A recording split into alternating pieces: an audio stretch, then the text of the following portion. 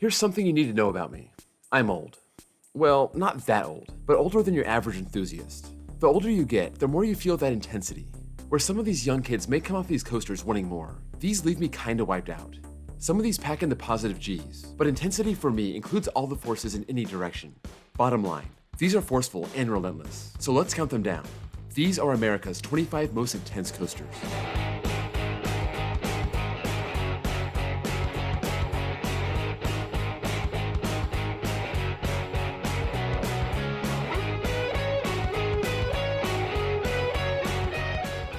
I want to lay out some criteria here.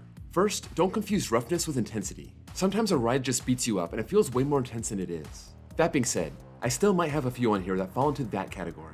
A good example is Mindblower.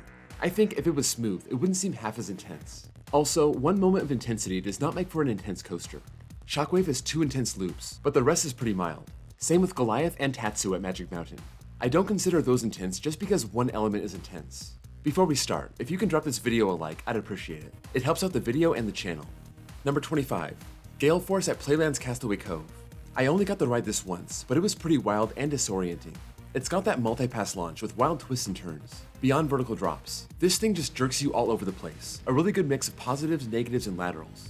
Its strong point is when it combines extreme negatives with laterals. Just a little advice, watch your elbows. Those bulky restraints can get in your way. Number 24, Goliath at Six Flags Great America. This is one of those fast and furious RMCs. It's got the height of a big RMC, but the layout of a small one. What you end up with is a rapid-fire mix of forces. The airtime hill is one of the most powerful ones I've been on. The pullout out of that dive loop is very intense, and that leads right into the whippy stall. Even that first turnaround is pretty intense just because of the speed. You aren't going to see many RMCs on this list, but for some reason, it's the topper track ones that stand out. Number 23, Kumba at Busch Gardens Tampa. I have to give a nod to Kumba. Some people would put this near the top, but when I got 2 rides in 2018, it didn't crush me like I thought it would. Still, it deserves to be on this list. B&M is famous for the intensity of its early projects, and Kumba is a big reason for it. This reminds me a lot of Riddler's Revenge, but with a lot more positive G's. That's a good thing since you're sitting down on Kumba. You don't want that standing up on Riddler. Number 22, Velocicoaster at Islands of Adventure. As great as this ride is, I don't think intensity is the hallmark. I think the forces during the first half put this on the list. This is the part you can't see from the rest of the park. It's full of twists and turns and a jarring airtime moment. The second half is also forceful, just not quite as much. I think it deserves a spot, just not all that high. Number 21, Titan at Six Flags Over Texas. I didn't include Goliath for its one helix, but I will include Titan because it has 2. Not only does it have a second helix, I think that extra helix is the most intense one. The rest of the ride is pretty tame, so this only ranks 21st, but those helices are so intense that it has to make the list. These are long, drawn-out, sustained moments of positive G-forces, and they do make me gray out. Number 20, Great Nor'easter at Maurice Piers. I never knew how great of a Vekoma SLC could be until I rode this. Not only was it smooth and fun, it also blew me away with all that intensity. I never once considered an SLC intense before this. Maybe this was running faster. Maybe I was in less pain so I could notice the intensity, but it felt like it was trying to rip my shoes off, and that's always a good thing for an invert. Number 19, Skyrush at Hershey Park. Maybe I'm a little jaded from my last rides in 2020. It was running really slow that day, and it wasn't pulling the forces it should. My 2018 rides were faster, so I'll give it a spot in the list. Ejector on the first drop. The airtime hills are sharp. The switchback hill gives some laterals also. If it didn't have so much filler track, it would be higher, but the elements that do pop are pretty violent. Number 18, Voyage at Holiday World. Not only is this a world-class coaster, it's relentless. This is especially true in that spaghetti bowl, right before the midcourse, and that entire return trip back.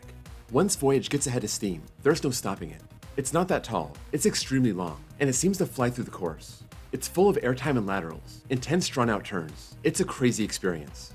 Number 17, El Toro at Six Flags Great Adventure. This isn't really a positive G machine, but it's got 4 moments of negative G's that's hard to beat. It also ends with those great switchbacks right against the ground. It would be higher if it didn't have that tame midsection, or if it had more positives, but those forces are so extreme, it needs to be in the list. Number 16, King Dakar at Six Flags Great Adventure, and Top Thrill Dragster at Cedar Point. I know Dragster is better for many different reasons, but in terms of intensity, I think these are just about the same. Just an absolutely insane launch. This gets you up to over 120 miles per hour, a feeling you need to experience to believe. Then you climb that 400-foot tower and then you spiral down. It's a rush, but in terms of intensity, I gotta give the nod to these coasters' little brother. More on that later. Number 15, Afterburn at Carowinds. This is kind of a short ride, but it packs a lot into its course. The first 3 inversions are intense, but that Batwing is where it gets really crazy. Diving into the trench, hitting max positive Gs at the bottom. It's kind of nice, it gives you a break after this. Flying over the lift hill, and then into the final intense corkscrew. Number 14. Montu at Busch Gardens, Tampa. This is basically Afterburn 2.0. Taller, longer, one extra inversion, and it makes better use of trenches. It also has that insanely intense batwing, but also a loop and a corkscrew after the mid-course. These are both built into the ground, so it's flying as fast as it can, separated by an upward helix. This ride was built for intensity, and it knocks it out of the park. Number 13. Gold Striker at California's Great America. Of all the GCIs I've ridden, I think this one is the most intense. It seems to pick up so much speed from that drop, even though it's only about 100 feet, and it keeps it through the whole course. If this was smoother, I really wonder if I would think it's less intense. I think it's fast-paced enough to still land on this list. Number 12. Hades 360 at Mount Olympus. Here's another one that probably gets elevated because it's so rough, but I think the layout speaks for itself.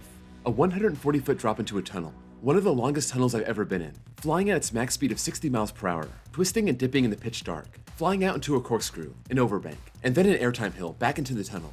Not to mention the pre-lift section and the finale. Those are full of forces also. Number 11. Outlaw Run at Silver Dollar City. After a 162-foot drop, this RMC goes into a wild terrain-based layout, full of airtime and whip, and there's really only one time it starts to slow down. That's when it's leading up into that double barrel roll finale. Just like Hades, the roughness adds to the intensity, but the layout would be intense no matter what. Number 10. Maverick at Cedar Point. This Intamin Blitz is all about the forces. This has no other reason to exist except for pulling extreme forces. You see that right off the bat with that beyond vertical airtime filled drop, then a series of switchback turns low to the ground, then you're flying into a camelback. You also get the whip of the horseshoe roll, and the exhilaration of the launch inside the tunnel. Add in the lateral airtime of the Stangle dives, and you have one of the most intense coasters I've ever ridden. Number 9. Canyon Blaster at the Adventure Dome. The last time I rode this in 2020, it was so intense it didn't seem possible. It's an old aero looper from 1993, but its space is limited from being inside an indoor park. I think that plays a role in how this runs. It's basically 2 loops, 2 corkscrews, and a helix. But the whole time I'm thinking, it's going so fast it's gonna fly off the track. I've never ridden a coaster where I thought it needed a trim brake, but that's what I actually thought when I was on Canyon Blaster. Number 8. Lightning Rod at Dollywood. Just like Outlaw Run, this picks up so much speed before going into a terrain layout.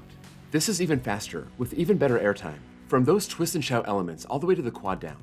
Lightning Rod doesn't let you breathe, from the launch lift hill all the way to the final brakes. Number 7. Mr. Freeze Reverse Blast at Six Flags Over Texas and St. Louis. Six Flags bought 2 of these clones in 1998, and I'm surprised they didn't go for more. I never rode this going forward, which it did between 98 and 2011, but I imagine it's just as intense as going backward. The launch isn't that crazy, but the overbank and the top hat are absolutely insane elements. The vertical spike is awesome also, giving you some weightlessness, but the whole ride tries to tear you apart with a positive and lateral Gs. Number 6. The Raptor Prototypes at California's Great America, Six Flags Fiesta Texas, and Silverwood. If you've ever seen these in action and thought, that looks nuts, it really is. You should get out and ride one. From the airtime on the first drop, to the lateral whip on the dive loop, the absurd negative Gs on the twisted airtime hill, the intense wind up to the S-bend, the ejector airtime on the dive down, and the positive Gs and laterals on the cutback and the corkscrew. These are short, but they're insane. Just stupid forceful. Number 5. Batman the Ride clones at various Six Flags parks. I should give SeaWorld San Antonio a shout out also.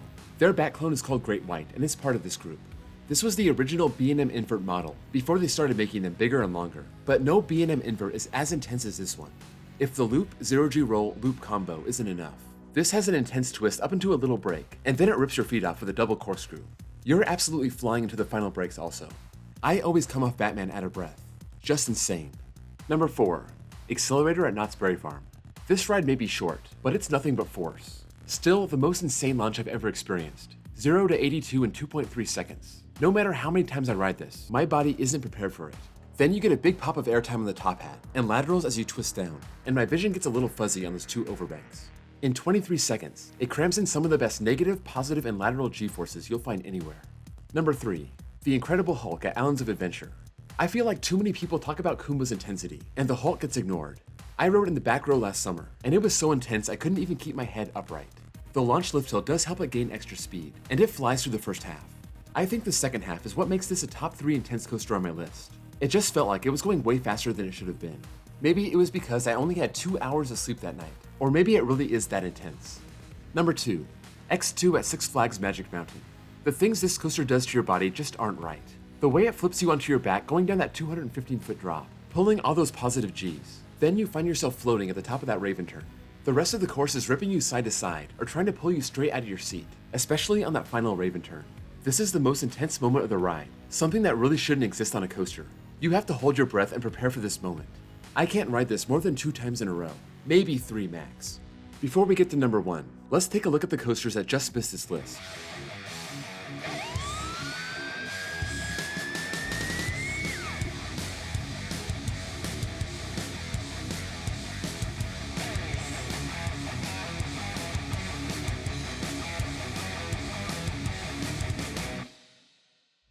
Number 1. Intimidator 305 at King's Dominion. No shock here. This was built to be the most intense coaster in the world, and I think they achieved that. Turns out it was too intense for the common person, but it's a favorite of coaster fanatics. After a 300-foot drop, it goes right into an upward helix. This is the single most intense moment on any coaster that I've ridden, and possibly any coaster in the world. After that big camelback, it goes into a mess of low-to-the-ground turns and switchbacks, absolutely tearing through the course with positive and lateral Gs. This deserves to be number 1. I've ridden this 4 times, back-to-back rides on 2 different days, and I think 2 in a row is where I draw the line. That's all for this list. Let me know if you have any problems with how I rank these up, if there's anything I left out, and any other thoughts you have on America's most intense coasters. Sound off in the comments below. Before you go, don't forget to drop a like and give me a sub for more content just like this. Also, check out my links below for my Discord server, and my second channel where I post copyright-free off-ride footage, and my new baseball channel if you're into that too. Thank you all for watching, and I'll see you all next time.